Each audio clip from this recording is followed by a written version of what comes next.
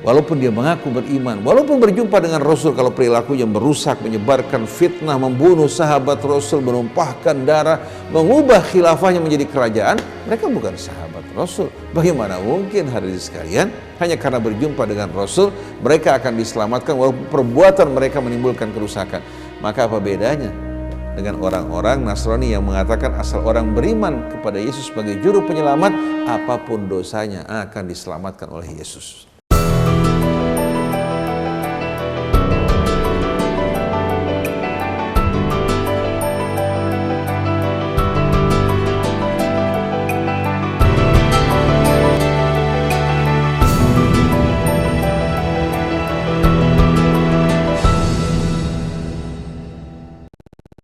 Alhamdulillahi Rabbil Alamin, hamdan kathiran tayyiban mubarakan fih kama yuhibbu Rabbuna wa yarda. Allahumma salli ala Muhammadin wa ali Muhammad. Ya Rabbana lakal hamdu kama yanbaghi li jalali wajhikal karim wa li azimi sultanik. Subhanaka la nuhsi thana'an alaika anta kama athnaita ala nafsik. Falakal hamdu hatta tarda, walakal hamdu idza radit, walakal hamdu ba'da ridha. Allahumma inna na'udzu bika an nadhilla aw nudhal aw nazilla aw nuzal aw nadhlima aw nudhlama aw najhala aw yujhala alaina. Allahumma hdina subulas salam wa akhrijna minadh dhulumati ilan nuri biidhnik wahdina ila siratikal mustaqim. Raditu billahi rabban wa bil islami dinan wa bi Muhammadin nabiyyan wa rasula. Amma ba'du, ikhwan akhwat yang dirahmati Allah. Assalamualaikum warahmatullahi wabarakatuh. Semoga Allah Subhanahu wa taala membuka hati kita untuk menerima bimbingan dan tuntunannya, memahami ayatnya sebagaimana yang dikehendaki oleh Allah. Marilah kita buka renungan kita dengan membaca Ummul Quran. A'udzu billahi minasy syaithanir rajim. Bismillahirrahmanirrahim. Alhamdulillahi rabbil alamin.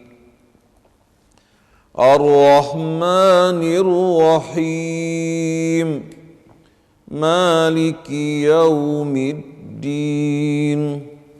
Iyyaka na'budu wa iyyaka nasta'in. Ihdinas siratal mustaqim. Siratal ladzina an'amta 'alaihim ghairil maghdubi 'alaihim waladdallin.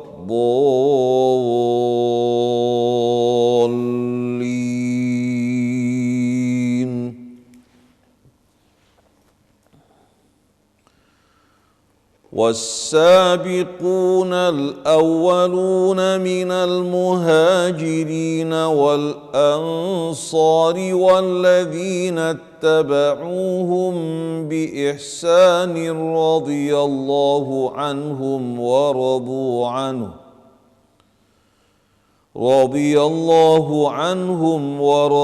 عنه وأعد لهم جنات تجري من تحتها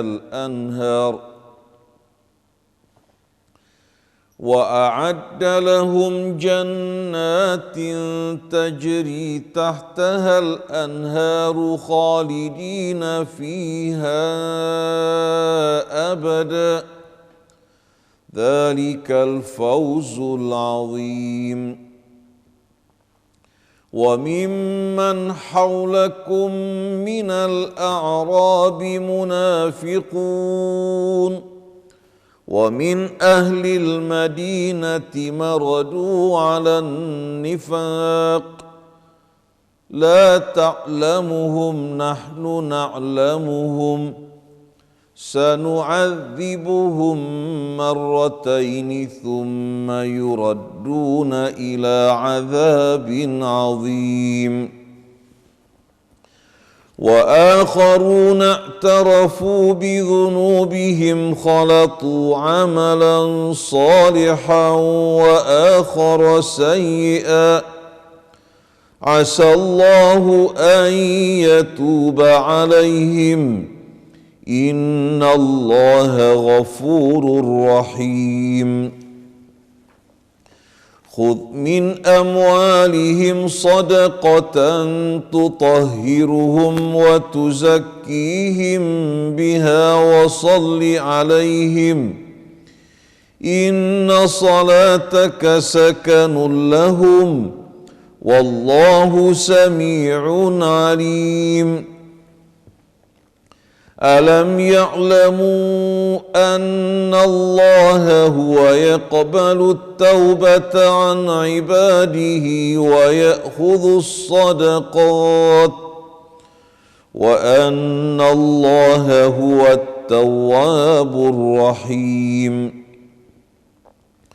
وقل اعملوا فسيرى الله عملكم ورسوله والمؤمنون وستردون إلى عالم الغيب والشهادة فينبئكم بما كنتم تعملون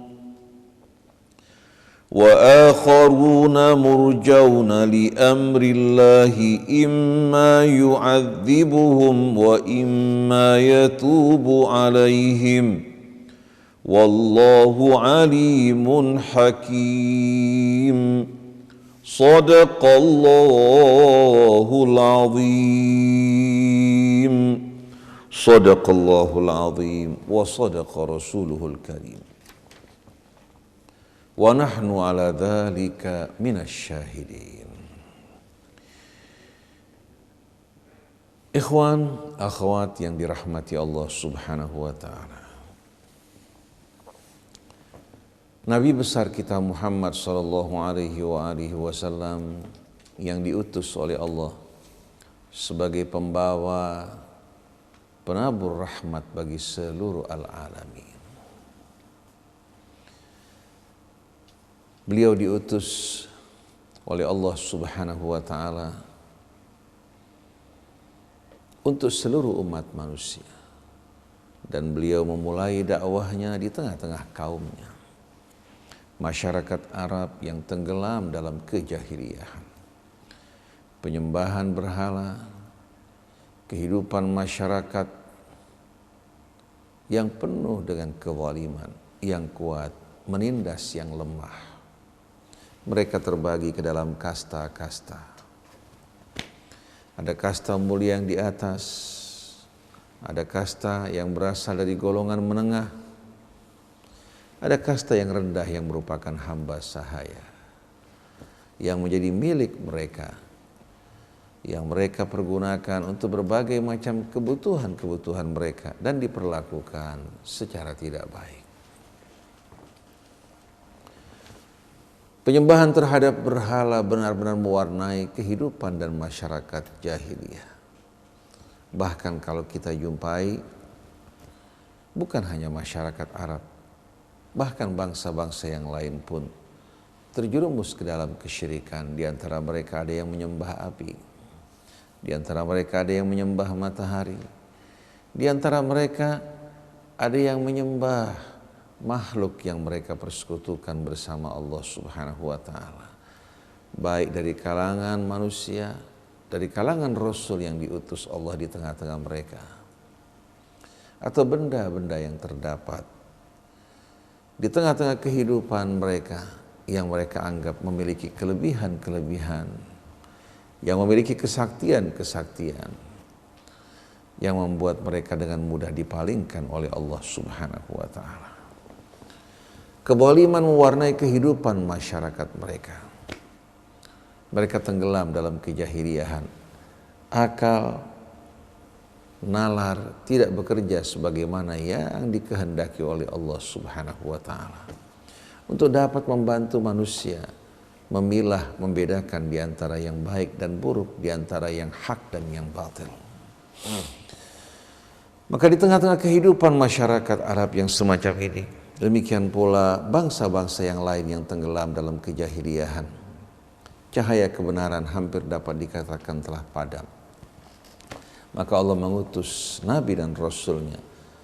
Yang diutus bukan hanya untuk satu kaum atau satu umat. Bukan hanya untuk satu masa. Tapi diutus sebagai rahmat bagi seluruh al-alamin.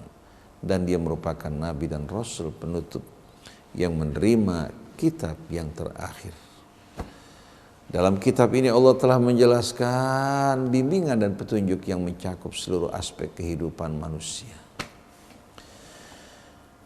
Ketika Nabi memulai dakwahnya di tengah masyarakat Arab yang tenggelam dalam kejahiliahan, mengajak mereka untuk beribadah kepada Allah dan hidup dalam kebenaran dan keadilan. Menjauhkan diri dari perbuatan-perbuatan aniaya dan sewenang-wenang, ternyata sebagian besar masyarakat Arab menolak. Mereka menganggap apa-apa yang disampaikan Rasul mengekang kebebasan mereka, mengendalikan hawa nafsu mereka, membatasi gerak-gerik mereka. Oleh karena itu mereka menentang Nabi kita Muhammad SAW, menolak dakwahnya bukan karena meragukan kejujurannya, tapi disebabkan karena yang disampaikan bertentangan dengan kecondongan mereka terhadap perbuatan zalim. فَإِنَّهُمْ لَا يُكَذِّبُونَكَ وَلَكِنَّ الظَّالِمِينَ بِآيَاتِ اللَّهِ يَجْحَدُونَ. Sebenarnya mereka tak mendustakan engkau wahai Rasulullah, tapi orang-orang yang zalim menolak untuk beriman pada ayat, menolak untuk tunduk kepada hukum Allah. Di tengah-tengah pembangkangan, penolakan dan permusuhan, Allah memberikan hidayah kepada beberapa gelintir manusia. Yang pertama beriman. Menyambut dakwah Rasul adalah istri beliau, As-Sayyidah Khadijah Ummul Mukminin radhiyallahu anha, yang pertama kali menyambut dakwahnya beriman kepadanya. Di sini menunjukkan bahwa wanita dalam perjuangan, dalam menyambut kebenaran tidak kalah dibandingkan kaum pria. Bahkan wanita justru menjadi orang yang pertama beriman. Yang kedua adalah sepupu beliau yang kelak menjadi mantu beliau yang hidup di bawah asuhannya, Ali bin Abi Thalib alaihissalam. Begitu pula Abu Bakar As-Siddiq dan sahabat-sahabat yang dekat dengan beliau, termasuk saudara susu beliau Uthman ibnu Mad'un ridwanullahi alaihim ajma'in.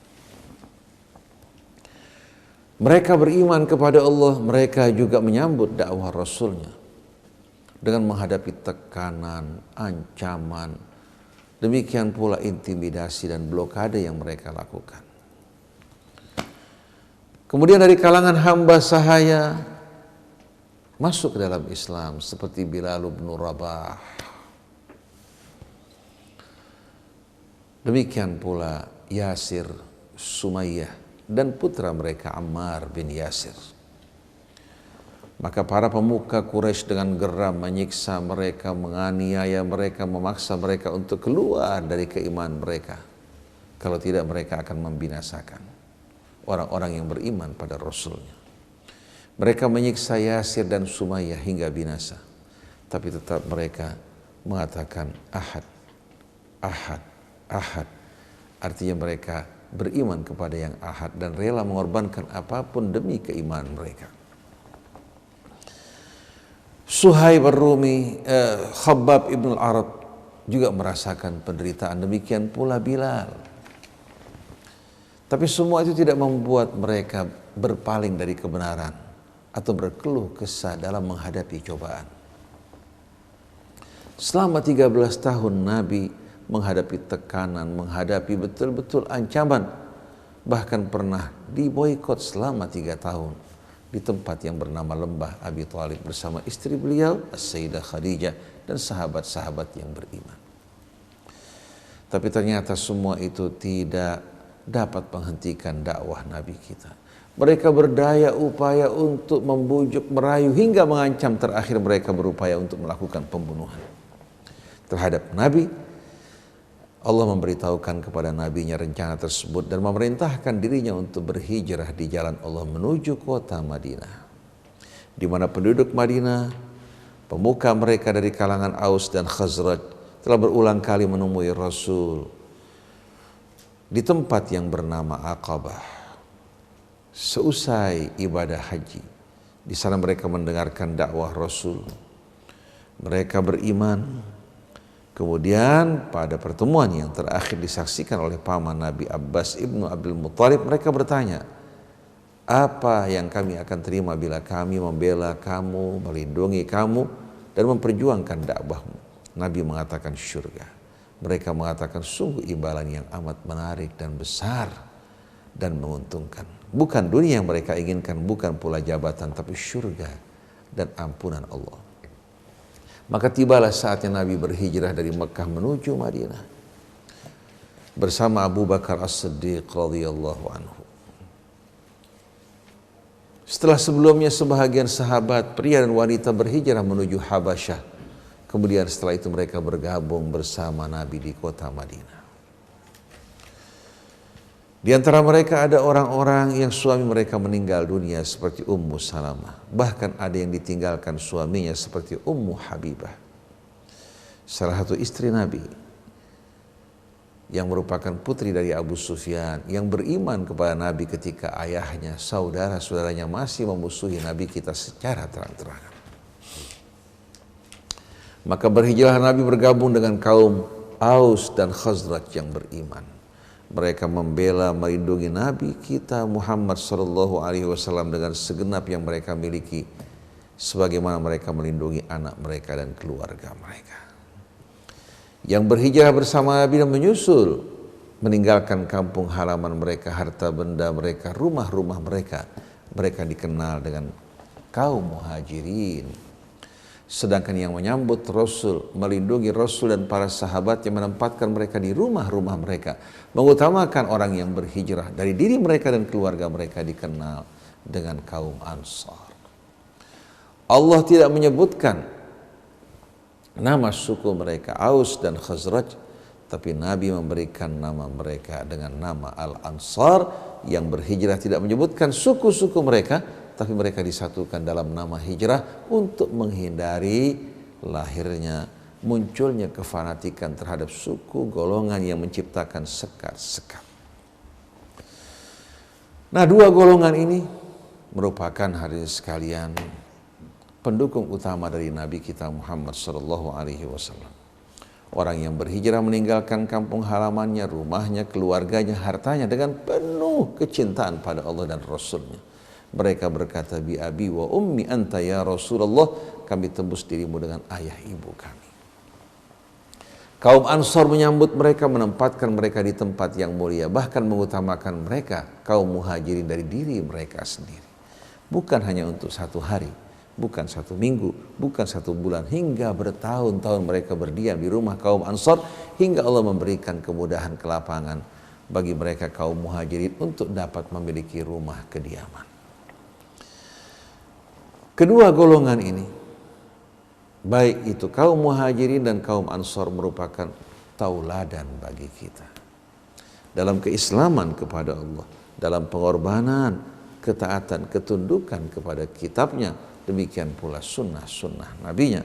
Mereka betul-betul mengutamakan saudara-saudara mereka atas diri mereka, walaupun mereka dalam keadaan lapar dan haus. Sedangkan kaum muhajirin meninggalkan keluarga, negeri mereka, tanah tumpah darah mereka, bahkan anak istri mereka, karena ingin berkumpul bersama Allah dan Rasul-Nya. Maka Allah Subhanahu wa taala terangkan pada ayat 100 dari surah Taubah, was-sabiqunal awwalun minal muhajirin wal ansar walladzina ittaba'uuhum bi ihsanin radhiyallahu anhum wa radu anhu. Dan para as-sabiqun, para pendahulu dari kaum muhajirin yang berhijrah di jalan Allah, yang berhijrah di jalan Allah, wal ansar, dan mereka kaum Ansar yang membela, yang melindungi Rasulnya dan memperjuangkan dakwahnya, yang menyambut kedatangan kaum muhajirin di tengah-tengah mereka. Walladzina taba'uhum bi ihsanin, dan yang mengikuti jejak langkah mereka, bi ihsan, dengan segala kebaikan. Kaum muhajirin meninggalkan harta benda keluarga mereka bergabung dengan Allah dan Rasulnya. Kaum Ansar menyambut dan menampung mereka, berjuang untuk membela dakwahnya. Ini dua contoh yang amat indah bagi kita semua. Kemudian walladzina tabauhum bi ihsan, dan siapa saja yang mengikuti mereka, baik orang yang hidup setelah masa-masa permulaan dakwah, setelah hadirin sekalian masa-masa hijrah, maupun orang yang hidup pada saat ini, maupun yang akan datang. Walladzina tabauhum bi ihsan, dan yang mengikuti jejak langkah mereka dalam segala kebaikan. Pengorbanan, pengabdian, sikap dermawan, dan kerelaan mereka untuk mengorbankan apapun demi kecintaan mereka kepada Allah, Rasulnya, dan orang-orang yang beriman. Jadi walladzina tabauhum bi ihsan, dan orang-orang yang mengikuti mereka dalam kebaikan. Radhiyallahu anhum, Allah ridha kepada mereka. Wa radu anhu, dan mereka pun ridha kepada Allah. Wa adda lahum jannatin tajri tahtaha al-anhar khalidina fiha abada. Allah menyediakan bagi mereka taman-taman surga yang mengalir beraneka sungai di bawah mereka. Mereka kekal di dalamnya untuk selama-lamanya. Dikelilingi oleh sungai, susunya, madunya, khamrnya yang tidak memabukkan, dan air yang jernih yang mengeluarkan aroma yang indah dan segar. Keridhaan Allah menaungi mereka, rahmat Allah dicurahkan atas mereka. Karena mereka telah mempersembahkan hidup mereka teruntuk Allah dan Rasulnya. Dimulai dari kaum muhajirin, kaum ansar, dan orang yang ikut di belakang mereka. Dzalikal fawzul azim, itulah merupakan keberuntungan yang amat besar. Ayat ini hadirin sekalian sebagai petunjuk bagi kita dalam kehidupan ini. Hendaklah kita meneladani, mencontoh mereka-mereka para pendahulu kita. Dalam keislaman, dalam pengorbanan, dalam pengabdian. Mereka berpegang teguh pada kitab Allah. Mereka betul-betul meneladani Rasul dalam kehidupannya. Mereka rela mengorbankan apapun demi Allah dan Rasulnya. Ini yang patut untuk kita ikuti dan patut kita contoh. Kaum Ansar disatukan dalam nusrah, bukan disatukan dalam nama suku maupun kelompok dan golongan. Kaum muhajirin disatukan dalam nama hijrah. Maka seharusnya kita juga hadirin sekalian bersatu dalam nama-nama yang indah. Bukan atribut kelompok golongan yang menjadi penyekat di antara kita, memecah belah kita dan melemahkan kekuatan kita. Dan kita mencontoh mereka dalam mengikuti Al-Quran. Dalam mengikuti Al-Quran yang menjadi pedoman pegangan mereka. Di mana Rasul, Quran yang berjalan, maka mereka meneladani Rasul. Nah, sepatutnya kita juga seperti mereka, berpegang teguh kepada Al-Quran dan meneladani Rasul dalam seluruh aspek kehidupannya, bersama keluarganya, bersama masyarakatnya. Bagaimana dalam menyampaikan dakwah ini yang selama ini telah kita tinggalkan. Kita bukan lagi berjuang untuk Allah, Rasulnya, dan Islam, tapi kita berjuang demi kelompok dan golongan. Setiap kelompok merasa bangga dengan golongannya, kemudian meremehkan, merendahkan, bahkan menyesatkan kelompok yang lain. Mereka bagikan kanak-kanak orang-orang yang belum dewasa, padahal mereka orang-orang yang telah mendapatkan pendidikan dari perguruan tinggi. Kenapa sampai mereka tergelincir? Karena mereka dikuasai oleh hubbud dunia. Demikian pula mengikuti hawa nafsu mereka. Nabi mengingatkan thalathun muhlikat, ada 3 penyebab terjadinya bencana kehancuran. Yang pertama, hawan muttaba, hawa nafsu yang diikuti. Wasyuhun muta', rasa kikir yang menjadi pegangan dan ditaati oleh kebanyakan kaum muslimin. Untuk kemaksiatan mereka royal, untuk hura-hura tangan mereka terbuka, tapi untuk ketaatan kepada Allah, untuk memperjuangkan agamanya, menolong saudara-saudaranya kaum muslimin, ternyata mereka bersikap kikir. Berbeda dengan kaum Ansar yang mengorbankan yang mereka miliki demi menegakkan agama Allah dan menolong sesama saudara mereka. Wa yu'thiruna ala anfusihim walau kana bihim khasasah Wa may yuqa syuhha nafsihi faulaika humul muflihun. Mereka mengutamakan saudara mereka dari diri mereka walaupun mereka lapar. Siapa yang dilindungi hatinya dari rasa kikir, maka mereka lah orang-orang yang beruntung. Maka kaum Ansar, kaum Muhajirin, dan orang yang mengikuti jejak langkah mereka dalam keislaman dan pengabdian, maka mereka lah orang-orang yang diridhai Allah, dan mereka orang yang ridha kepada Allah. Mereka ditempatkan di taman-taman surga yang mengalir di bawahnya sungai-sungai yang bermacam-macam, kekal di dalamnya untuk selama-lamanya.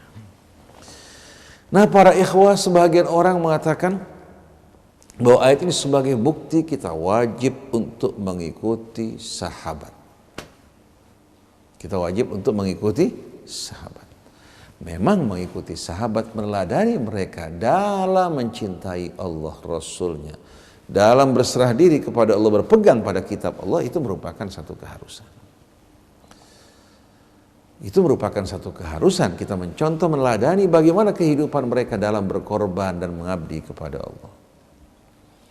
Adapun mengharuskan kita mengikuti apa-apa yang diriwayatkan dari mereka terpisah dari Al-Quran, itu merupakan satu hal yang tidak dapat diterima. Jangankan sahabat, riwayat dari Nabi saja kita tidak dapat menerima begitu saja sebelum dikembalikan kepada Al-Quran. Demikian pula riwayat dari sahabat Nabi. Mengingat banyaknya orang yang berbohong mengatasnamakan Rasul, apalagi mengatasnamakan sahabat. Apalagi sahabat sebagaimana yang dibagi pada ayat ini, terdapat orang-orang yang berada di barisan paling depan, baik kaum Muhajirin, kaum Ansar, maupun yang mengikuti jejak langkah mereka.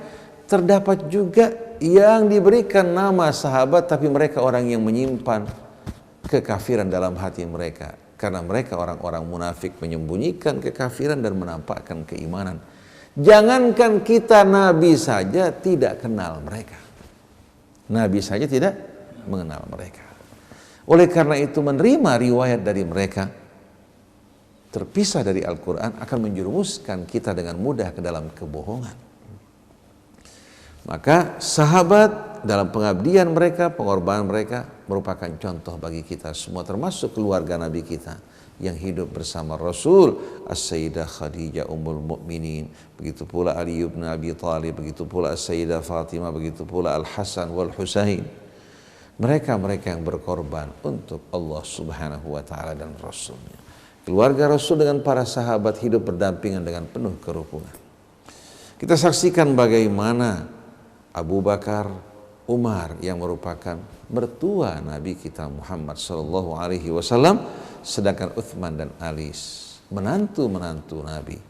Bahkan Ali bin Abi Thalib juga merupakan sepupunya. Mereka bekerja sama, berbeda pendapat, tapi mereka tidak bertentangan dan berselisih karena mereka mengutamakan keridhaan Allah. Maka bagi yang mencintai keluarga Rasul, janganlah mereka membenci sahabat-sahabat yang berjuang bersama Rasul. Bahkan Amirul Mukminin Ali bin Abi Thalib alaihi salatu wassalam mendukung mereka, membela mereka. Bahkan Al-Imam Zaid bin Ali bin Husain bin Abi Thalib,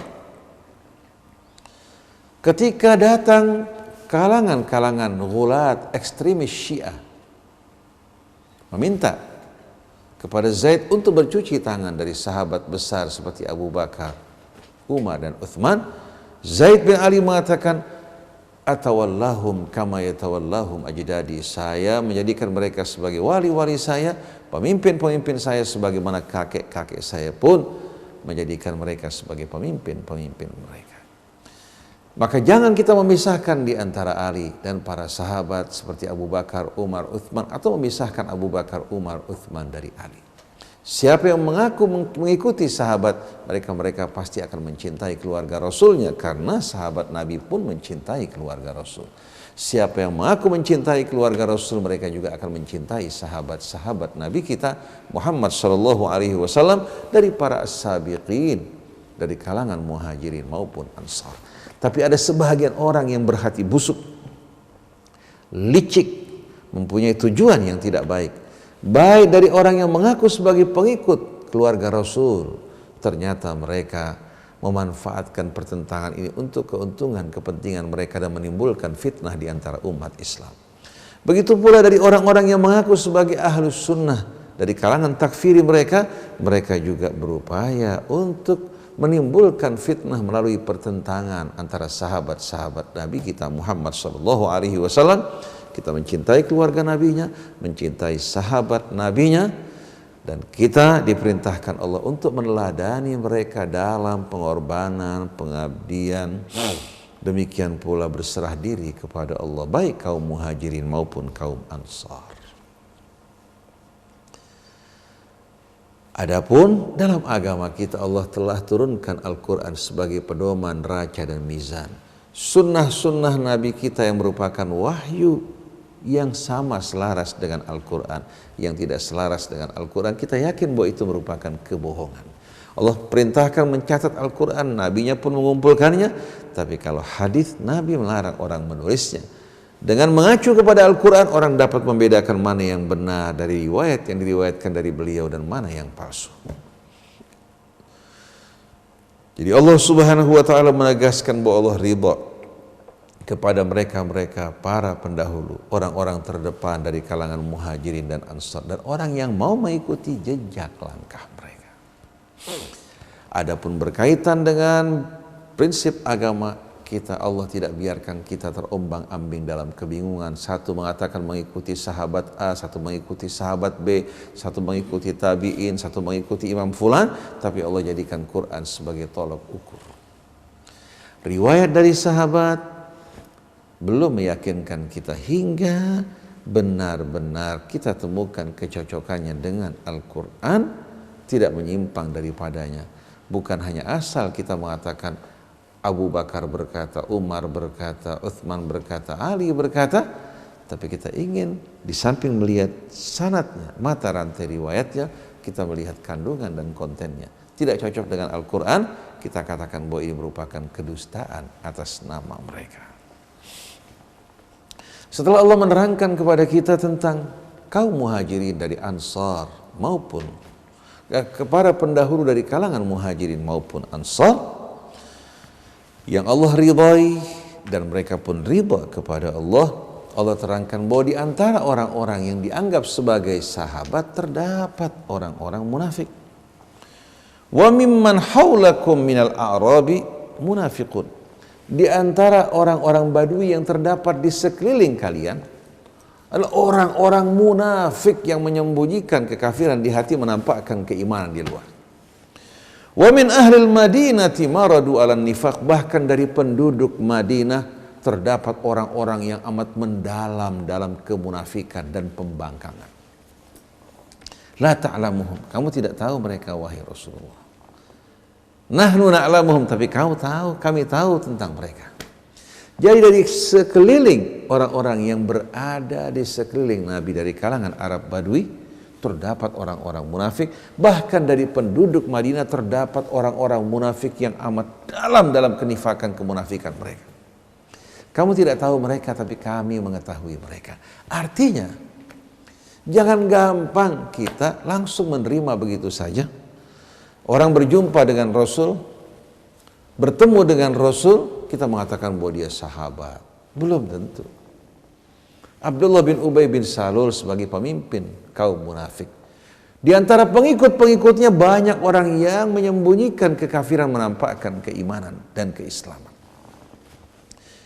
Berbeda dengan para pendahulu, orang-orang yang terdepan dari kaum muhajirin dan ansar. Di antara sahabat terdapat ulama-ulama, sahabat terdapat juga orang-orang awam, dan terdapat juga orang-orang munafik yang menyembunyikan kekafiran, menampakkan keislaman. Dapat kita lihat dari perilaku dan penyimpangan mereka. Jadi sahabat atau orang yang berjumpa dengan Rasul bukan jaminan bahwa dia orang yang betul-betul tulus bersahabat dengan Nabi. Abu Lahab paman Nabi. Ibnu Ubay juga orang yang mengaku beriman kepada Nabi, sholat di barisan paling depan, tapi dia dan rombongannya orang-orang yang banyak merongrong kaum muslimin, bahkan bersekongkol dengan orang-orang Yahudi. Jadi wa mimman haulakum minal a'rabi munafiqun, di antara orang-orang Badui yang berada di sekeliling kalian adalah orang-orang munafik. Wa min ahlil madinati maradu 'alan nifaq. Demikian pula dari penduduk Madinah terdapat orang-orang yang amat mendalam dalam kemunafikan dan pembangkangan. La ta'lamuhum nahnu na'lamuhum. Engkau tidak mengenali mereka, tapi kami mengetahui mereka. Sanu'adzibuhum marratain. Kami akan menyiksa mereka sebanyak 2 kali. Di dunia dengan hati yang terbakar menyaksikan kemenangan orang yang beriman, kesuksesan mereka, dan di hari akhirat dengan azab yang mengerikan, di mana Allah tempatkan mereka fid darkil asfali minan nar, di tempat yang paling dasar dari api neraka. Thumma yuradduna ila azabin azim. Kemudian mereka dikembalikan menuju azab yang maha besar.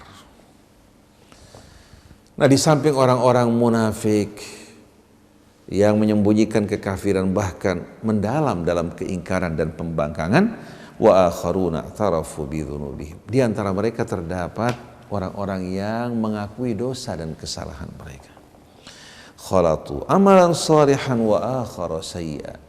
Mereka mencampur di antara amal-amal yang baik dengan amal-amal yang buruk. Asallahu ayyatuba alaihim. Semoga Allah menerima taubat mereka. Innallaha ghafurur rahim. Sesungguhnya Allah Maha Pengampun lagi Maha Penyayang. Ayat-ayat ini menegaskan bahwa orang yang berjumpa dengan Rasul, yang berkumpul dengan Rasul, tidak semua orang-orang yang berada pada keadaan yang sama. Terdapat orang-orang terdepan dari kaum Muhajirin dan Ansor, terdapat juga orang yang setia mengikuti langkah mereka. Tapi terdapat juga tidak sedikit orang-orang munafik yang menyembunyikan kekafiran, menampakkan keimanan, walaupun di antara mereka terdapat orang yang menyesali dosa mereka, mengakui kesalahan mereka. Mereka hidup di antara kebaikan dan keburukan. Allah memberikan kesempatan bagi mereka untuk bertobat. Setelah Allah Subhanahu wa ta'ala menerangkan ayat-ayat tadi, menjelaskan kepada kita keadaan orang-orang yang berada di sekeliling Nabi agar kita tidak tertipu, terpedaya. Kita mengeneralisir bahwa orang yang berjumpa dengan Rasul semua sama. Mereka orang-orang yang berada dalam keadilan. Apa yang diriwayatkan dari mereka wajib untuk kita terima, tidak. Di antara mereka terdapat orang munafik, bahkan amat mendalam dalam kemunafikan. Mereka berani memalsukan hadis-hadis atas nama Nabi kita. Oleh karena itu tak heran kalau buku-buku hadis kita juga tidak terlepas dari kebohongan-kebohongan yang disebarkan oleh orang-orang munafik. Tapi sayangnya kemunafikan beda dengan kekafiran yang terang-terangan. Kemunafikan di luar berbungkus keiman, dalam menyimpan kekafiran. Nah, di tengah-tengah masyarakat kita juga banyak orang semacam ini. Seolah-olah mereka berjuang untuk sunnah Rasul, untuk kitab Allah, atau mereka berjuang untuk menunjukkan kecintaan mereka kepada keluarga Rasul. Tapi yang mereka lakukan kerusakan, kejahatan, dan fitnah di atas muka bumi. Memecah belah kesatuan kaum muslimin, melemahkan kekuatan mereka, melumpuhkan juga mereka hingga tidak dapat bersatu, hingga untuk mengangkat seorang pemimpin pun mereka tidak berdaya untuk menyatukan suara mereka mengangkat pemimpin yang beriman dan adil. Akhirnya mereka merusak kehormatan mereka, mencederai agama mereka, disebabkan karena pertentangan dan perselisihan di antara mereka. Dakwah dan perjuangan membutuhkan dukungan. Bukan hanya dukungan massa, tapi membutuhkan juga dukungan materi, dukungan finansial. Dakwah tanpa dukungan finansial akan mengalami kelumpuhan dan kelemahan. Oleh karena itu Allah tidak membiarkan dakwah Islam berjalan tanpa dukungan. Allah mewajibkan kepada kaum muslimin yang mampu untuk mengeluarkan harta mereka dan zakat mereka. Kalau dahulu di Mekah dikembalikan kepada keikhlasan mereka tanpa ada yang mengambil dari mereka, karena mereka orang-orang yang memang beriman dengan penuh ketulusan tanpa pamrih. Jangankan harta mereka, jiwa mereka pun mereka persembahkan. Tapi begitu umat berbondong-bondong masuk ke dalam Islam, di antara mereka terdapat orang yang lemah iman mereka, yang belum terdidik, belum mendalam dalam keyakinan. Maka Allah perintahkan, khudh min amwalihim, ambil dari sebahagian harta mereka. Shadaqatan tutahhiruhum, sedekah yang akan mensucikan mereka. Wa tuzakkihim biha, di samping mensucikan mereka, juga Allah Subhanahu wa ta'ala akan membuat kehidupan mereka bersih, membersihkan mereka dan mensucikan mereka, serta menumbuhkan nilai-nilai yang mulia. Tahhara yutahhir, membersihkan, sedangkan zakka yuzakki, mensucikan dan menumbuhkan. Karena zakah dalam bahasa Arab berarti an-numu. An-numu juga berarti at-tahara. Di mana hadirin sekalian, lahan-lahan yang kita akan tanami terlebih dahulu kita bersihkan, baru setelah itu kita pupuk dan kita tanam.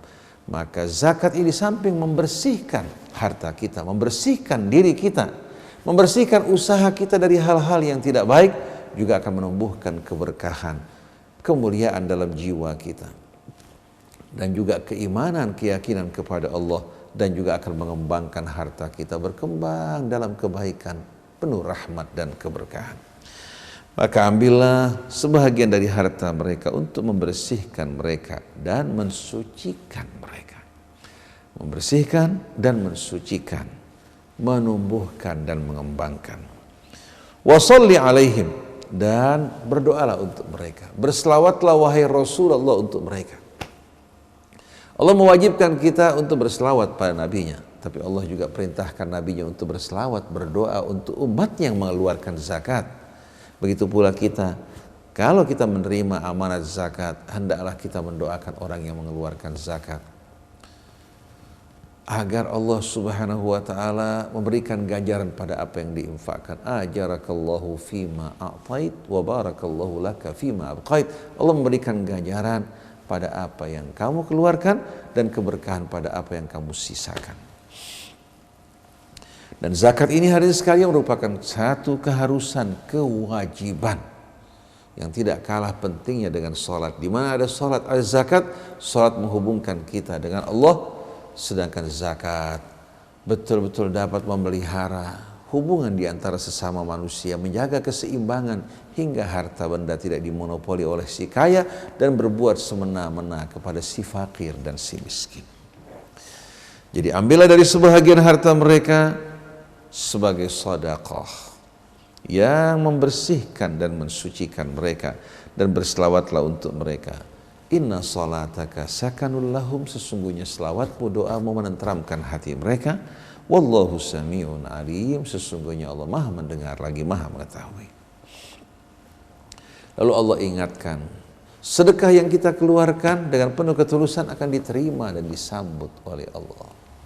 Alam ya'lamu annallaha huwa yaqbalu taubatan ibadi. Apakah mereka belum memahami, belum mengetahui bahwa Allah menerima taubat hambanya, atau menerima taubat dari hamba-hambanya. Wa ya'khudus sadaqat, dan dia menerima mengambil sedekah. Wa annallaha huwat tawwabur rahim, dan Allah Subhanahu wa taala dialah penerima taubat lagi maha penyayang. Kalau kita bersedekah untuk saudara kita, sama kita dengan memberikan sedekah kita kepada Allah, padahal Allah yang memberikan semua yang kita miliki. Karena kecintaan Allah pada orang yang berinfak, kecintaan Allah kepada orang yang bersedekah, di mana seorang yang diberikan kelebihan mengungkapkan syukurnya dengan berbagi kasih terhadap sesamanya. Tidak seperti saat ini, orang hanya membatasi zakat mereka dengan 2,5%. Kalau saudara mereka susah, menderita, sakit, membutuhkan uluran tangan, dia mengatakan zakat saya sudah habis. Tidak ada kepedulian rasa cinta kepada sesamanya. Lalu dengan ini dia berharap untuk dapat masuk ke dalam syurga. Hayhata lima tu'adun. Jadi apakah mereka tidak mengetahui bahwa Allah menerima taubat dari hambanya dan menerima sedekah? Dan Allah Subhanahu wa ta'ala dialah penerima taubat lagi maha penyayang. Lalu setelah itu Allah Subhanahu wa ta'ala mengajak kita beramal. Jangan banyak bicara, jangan banyak kita berkotek, berbicara besar, tapi wa qul i'malu fasayarallahu amalakum wa rasuluhu wal mu'minun. Katakan, hendaklah kalian beramal dan bekerja, maka Allah, Rasulnya, dan orang yang beriman akan melihat amal kalian. Amal kalian yang menentukan diri kalian. Oleh karena itu, nasab mengikuti amal, bukan amal mengikuti nasab. Begitu juga suhbah bersahabat dengan Nabi. Suhbah itu mengikuti amal, bukan amal mengikuti sahabat atau suhbah. Seorang yang bernasab mulia, kalau amalnya hina, maka nasabnya akan mengikuti amalnya. Jatuh dan rendah ternoda. Tapi orang dari kalangan bawah, tidak bernasab, amalnya mulia, maka amalnya akan memuliakan dirinya dan nasabnya, hadirin sekalian. Begitu pula orang berjumpa dengan Rasul, lalu mereka beramal dengan apa yang Rasulullah amalkan, berjuang dan mencontoh meneladani as-sabiqun al-awwalun minal muhajirin wal ansar, maka mereka telah memuliakan diri mereka. Di samping mereka berjumpa dengan Rasul, mereka memuliakan diri mereka dengan amal. Tapi kalau mereka berjumpa dengan Rasul, bahkan dikategorikan sebagai sahabat Rasul, tapi amal perbuatan mereka, perbuatan nista, perbuatan durhaka, ingkar kepada Allah Rasulnya, bahkan merusak persatuan kaum muslimin, menyebarkan fitnah di antara mereka, maka perjumpaan mereka dengan Rasul tidak mampu untuk membersihkan amal mereka. Jadi nasab, kedudukan sebagai bangsawan, begitu pula suhbah berjumpa dengan Rasul, mengikuti amal yang mereka perbuat. Oleh karena itu, orang-orang yang berjuang bersama Rasulnya, hijrah bersama Rasulnya, membela Rasul dan orang yang beriman, membuktikan ketulusan mereka, mereka lah orang-orang yang mulia, yang ditempatkan di tempat yang agung. Was-sabiquna as-sabiquna ulaikal muqarrabun. Tapi yang berjumpa dengan Rasul, walaupun mulut mengatakan beriman, tapi kalau hati penuh keingkaran, perbuatannya menunjukkan yang di hatinya, maka orang semacam ini tidak berharga sedikit pun walaupun berjumpa dengan Rasul. Jangankan hanya berjumpa sebagai sahabat, paman Nabi seperti Abu Lahab pun tidak dapat diselamatkan oleh nasabnya. Cuma Abu Lahab terang-terangan dia kafir, sedangkan orang-orang munafik ini menyembunyikan kekafiran dalam hati, menampakkan keimanan di luar, lebih berbahaya lagi dari Abu Lahab. Jadi waqul i'malu, maka katakanlah beramalah kalian, fasayarallahu amalakum wa rasuluhu wal mu'minun, maka Allah akan melihat amal kalian, demikian pula Rasulnya dan orang yang beriman. Ayat-ayat ini diturunkan untuk siapa, Mas Krisna? Untuk sahabat, bukan untuk kita pada saat ini kan, tapi ditujukan pertama kali untuk sahabat. Katakan beramalah kalian, Allah Rasulnya akan melihat amal kalian, demikian pula orang yang beriman. Jadi jangan kita terpedaya, tertipu oleh merek. Walaupun orang mengatakan dokter spesialis yang super ahli, tapi kalau nggak mampu mengobati orang, ya bohong namanya. Walaupun dia mengaku beriman, walaupun berjumpa dengan Rasul, kalau perilakunya merusak, menyebarkan fitnah, membunuh sahabat Rasul, menumpahkan darah, mengubah khilafahnya menjadi kerajaan, mereka bukan sahabat Rasul. Bagaimana mungkin hadirin sekalian, hanya karena berjumpa dengan Rasul, mereka akan diselamatkan walaupun perbuatan mereka menimbulkan kerusakan. Maka apa bedanya dengan orang-orang Nasrani yang mengatakan asal orang beriman kepada Yesus sebagai juru penyelamat, apapun dosanya akan diselamatkan oleh Yesus. Begitu pula sebagian orang-orang Syiah yang gulat, yang bodoh dan akhbari, mereka tidak sholat, tidak puasa, mengaku sebagai orang Islam, mereka mengatakan nasib kita ditentukan oleh Imam Husain. Kalau Imam Husain memasukkan mereka ke surga, walaupun tidak sholat mereka akan selamat. Ini gambaran dari kebodohan dan perangkap-perangkap syaitan. Allah lihat amal seseorang, dan amal ini akan memuliakan seseorang walaupun nasabnya rendah, tapi walaupun nasabnya mulia. Kalau amalnya hina, maka dia akan menghinakan dirinya.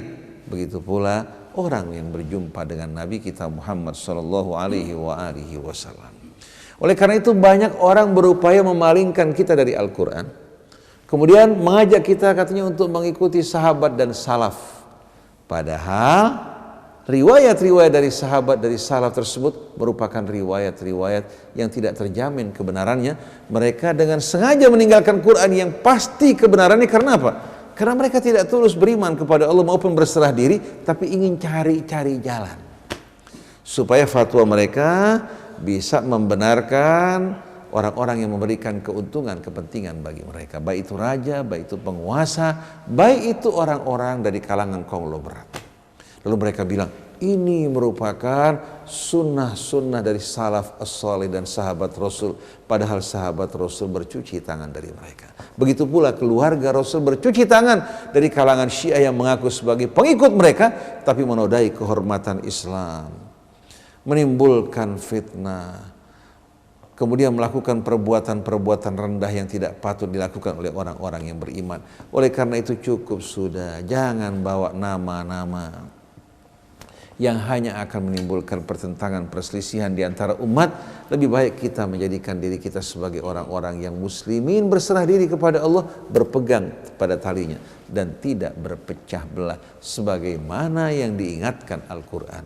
Tapi justru kebanyakan orang meninggalkan Quran lalu menyebarkan kebohongan untuk menutupi kebenaran Al-Quran dan sunnah-sunnah Nabi-Nya. Maka beramallah kalian, Allah akan melihat amal kalian, demikian pula Rasulnya dan orang yang beriman. Dan kalian akan dikembalikan ke hadapan yang maha mengetahui yang gaib maupun yang nyata. Fayunabbi'ukum bima kuntum ta'malun, maka Allah akan memberitahukan kalian tentang apa yang dahulu kalian perbuat. Wa akharuna murjauna li amrillahi imma yu'adzibuhum wa imma yatubu alaihim. Di samping kaum Muhajirin Ansar, kemudian para pengikut mereka yang mengikuti mereka dalam segala kebajikan, terdapat orang munafik yang menyembunyikan kekafiran di hati mereka, menampakkan keimanan. Kemudian terdapat orang-orang yang menyesali dosa mereka, mengakui kesalahan mereka, tapi mereka masih berada di antara kebaikan dan keburukan. Allah memberikan kesempatan bagi mereka untuk bertaubat. Kemudian yang terakhir, orang-orang yang ditangguhkan oleh Allah. Allah tangguhkan pengampunannya pada mereka. Imma yu'adzibuhum wa imma yatubu alaihim, maka terserah kepada Allah apakah Allah akan menyiksa mereka karena mereka memang patut untuk disiksa, atau Allah menerima taubat mereka. Wallahu alimun hakim, sesungguhnya Allah maha tahu lagi maha bijaksana. Yang disiksa memang patut untuk menerima siksaan setelah Allah memberikan kesempatan dan kemurahan, sedangkan yang menerima ampunan dari Allah, Allah maha pemurah, maha penyayang, lagi maha pengampun. Jadi para ikhwan akhwat yang dirahmati Allah, jangan kita membiarkan diri kita diperdayakan oleh berbagai macam atribut slogan yang sama sekali Allah subhanahu wa ta'ala tidak benarkan. Ma anzalallahu biha min sultan. Tapi Quran sebagai pedoman hidup kita, Rasul dengan ketauladanannya yang merupakan terapan dari wahyu Al-Quran. Oleh karena itu, kedua wahyu ini tidak akan mungkin bertentangan. Wa ma yantiqu anil hawa in huwa illa wahyun yuha. Kemudian para sahabat yang berserah diri kepada Allah, berjuang di jalannya, berkorban untuk menegakkan agama Allah. Kaum Ansar juga yang menaungi mereka, menerima mereka, menyambut mereka. Ini merupakan tauladan bagi kita semua. Oleh karena itu, marilah kita menjadi golongan yang ketiga, walladzina taba'uhum bi ihsan, dan orang yang mengikuti mereka dalam segala kebaikan. Semoga Allah ridha kepada kita dan kita pun ridha dengan seterusnya kepada Allah dan ketentuannya. Allah mengampuni dosa-dosa kita, memasukkan kita dalam rahmat berkahnya, menyelamatkan dari adab api nerakanya, masukkan kita ke dalam syurganya. Itulah merupakan dambaan dan harapan kita semua. Ya Allah, kami berlindung padamu agar tidak mempersekutukan sesuatu dengan dirimu atas dasar pengetahuan. Dan kami mohon ampun padamu apabila kami tidak sengaja dan tidak sadar melakukan perbuatan-perbuatan yang menjurus ke arah tersebut. Ampuni kedua orang tua kami, kasihi mereka, sayangi mereka sebagaimana mereka menyayangi kami. Demikian pula guru-guru kami yang berjasa terhadap kami. Perbaikilah anak keturunan kami. Kami berjanji ya Allah untuk bertaubat kepadamu, berserah diri kepadamu, dan kami nyatakan bahwa diri kami adalah orang-orang muslimin yang berserah diri. Kami nyatakan ya Allah, kami berlepas tangan dari kefanatikan terhadap kelompok, golongan, dan manapun juga. Tapi kami orang-orang yang berserah diri kepadamu, mengharapkan ridha-Mu dan ampunan-Mu. Bersihkan hati kami dari kebencian dan permusuhan. Eratkan hubungan kami dalam persaudaraan, kecintaan di jalan-Mu ya Allah.